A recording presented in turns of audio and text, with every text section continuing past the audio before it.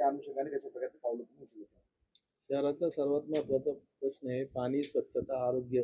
या दृष्टीने आम्ही पूर्ण प्रयत्न करणार आहोत आणि मुख्यमंत्री साहेब सुद्धा आम्हाला पूर्ण मदत करणार आहेत. त्यामुळं आम्हाला नाही वाटत आम्हाला कसल्या निधीची कमतरता भासेल आणि शहराच्या सर्व प्रश्नांमध्ये आम्ही पूर्णपणे पण जसं आश्वासन देण्यात आले होते, त्या 24 तास पाणी पुरवठा करण्याचं पण एक महत्त्वाचं आश्वासन होतं. सगळ्यांचा जिव्हाळ्याचा विषय आहे.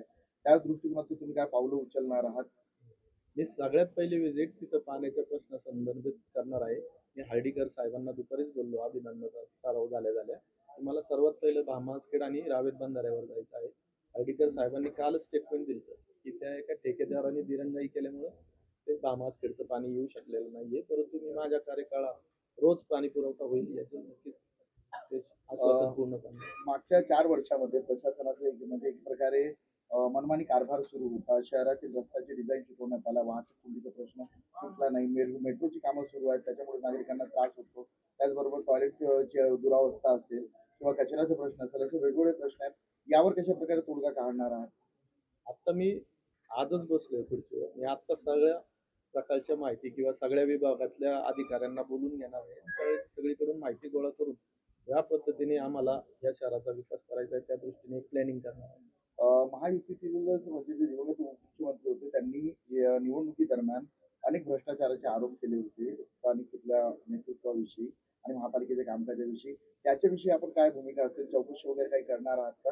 की खरंच अशा पद्धतीचं काही काम झालंय का याची काही माहिती घेतली का तुम्ही? स्वर्गीय लोकनेते अजितदादा पवार यांना प्रथमतः श्रद्धांजली अर्पण करतो. ते आपल्या म्हणजे जिल्ह्याचेच नव्हे तर महाराष्ट्राचे पालक होते, परंतु त्यांनी काही ज्या घोषणा केल्या होत्या किंवा ज्या गिरीज काढल्या असतील निवडणुकीदरम्यान त्याची सुद्धा मी माहिती घेण्याचा प्रयत्न नक्की करेन. ओके.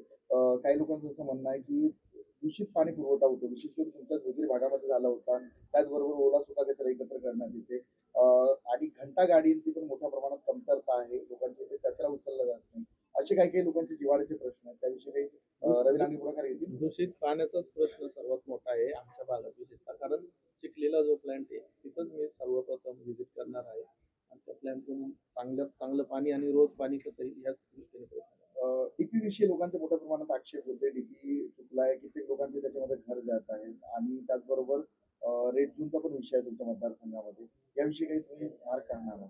DPR मी सर्वप्रथम बघून घेणार आहे आणि त्यामध्ये काही बदल करून नागरिकांची गैरसोय होणार नाही या दृष्टीने प्रयत्न करीन. आणि रेड झोनसाठी तर मी पूर्वी पण प्रयत्नशील होतो, आता पण आहे. मी दिल्लीमध्ये रक्षा मंत्री राजनाथ सिंह यांची सुद्धा त्या प्रश्न सोडवण्यासाठी भेट घेणार आहे.